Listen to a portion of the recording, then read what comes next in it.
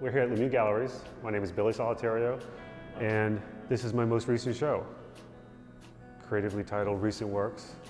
I had to title it like that because I wasn't sure what the show was going to be 4 or 5 months ago. And I went with clouds this time.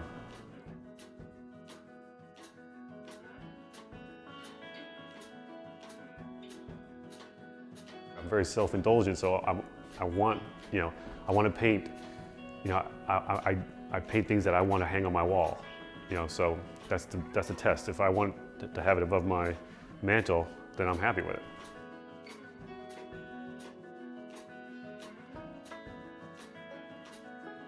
By having the foreground here, the two things I'm doing is I'm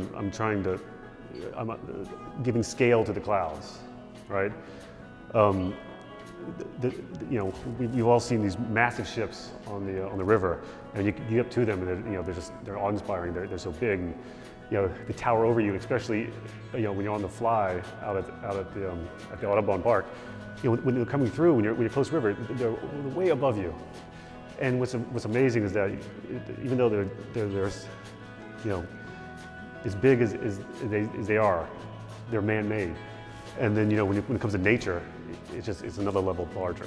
And I wanted to be able to show how strong and as safe as you feel like you are sometimes, nature always has a way of kind of occasionally reminding you that you're not really in control.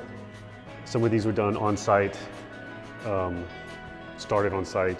Most of these were finished at the easel at my studio, where we were just earlier. I moved to this studio a year ago. The best part is actually not the working place, it's able to show out here. So basically, filbert hog's hair bristle brushes, or this is what I do 99% of my work with. Very simple medium. I use a 3-part medium of Damar varnish, linseed oil, and turpentine, and I just vary that if I want to dry faster, a little more turpentine. But that's basically the only medium I use. And at the end, I will cover it with a layer of Damar varnish. And that's basically it, from beginning to end. Doing my painting, I'm much more concerned, like I said, about the visual. And I'm thinking about the visual. Now, the emotional part of the painting that comes through, I don't spend as much time worrying about the emotional part, because I know that your life, the life that you live, will always come through if you're being honest with yourself. If you're being honest with your painting, that there's going to be an emotional side to it that will come through no matter what. And obviously, mine is man versus nature, which is a lot of what I'm looking for. And so living in New Orleans and living in the South and growing up here, living with hurricanes, and on hurricane, all it is obviously it's just a reminder of nature that I can take control whenever I want to. Working from life is the beginning of all those types of work.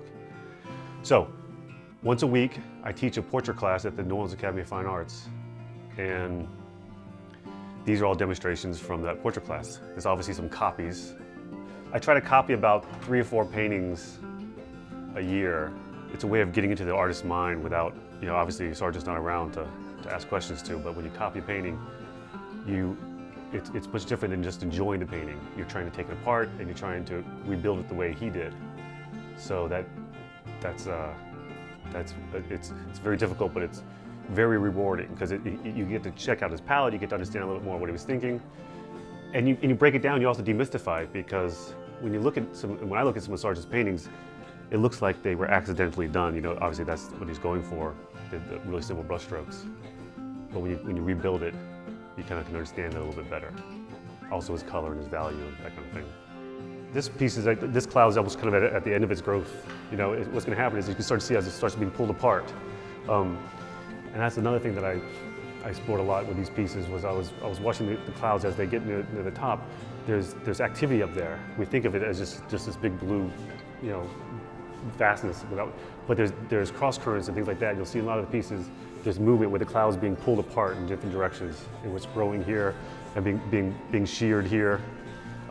Again, this is all just from looking at from watching nature, from looking at nature, from trying to see what's going on. Once I came to New Orleans, I was seeking nature out again after moving here, coming from Mississippi, where I was much more immersed in nature. Here, I began seeking nature out, and one of the best places you can find it, where it's not so controlled like you would find in a park, is up in the sky. So, you know, and then again, I began painting them and really enjoying painting them. Studying with Oscar Ozals, who taught me mostly about how to paint clouds. You know, there's like I was talking about earlier, it's very complicated because the edge quality is so important. How soft it is in certain places and how hard it is in other places. When you're studying these clouds, what's really fascinating about them is that here in the painting they're static, and you know, but what's in fact going on is that, especially with these cumulus nimbus. These larger, you know, those anvil-shaped billowing clouds, is that they're growing like this. Like if you watch them, they're not sitting still at all. They're actually growing. It's amazing. They're getting bigger and bigger and larger, and moving out. And like with all my paintings, when I'm you know, like I said earlier, I'm seeking the truth. I'm trying to look for what's really happening, and trying to show that movement as it's expanding. I believe in art that if you can understand the rules and you can understand some of how the foundation of how it's built, then you can take that and you can go do anything you want with it. If I go the weekend without painting, by Monday morning, I can't wait to get in here, or if the weather's nice as it warms up a little bit, to get outside. I haven't painted a whole show of clouds in a while. It's something I revisit a lot, and I enjoy doing them. Like I said earlier, very self-indulgent when it comes to painting. I'm usually doing what I want to paint.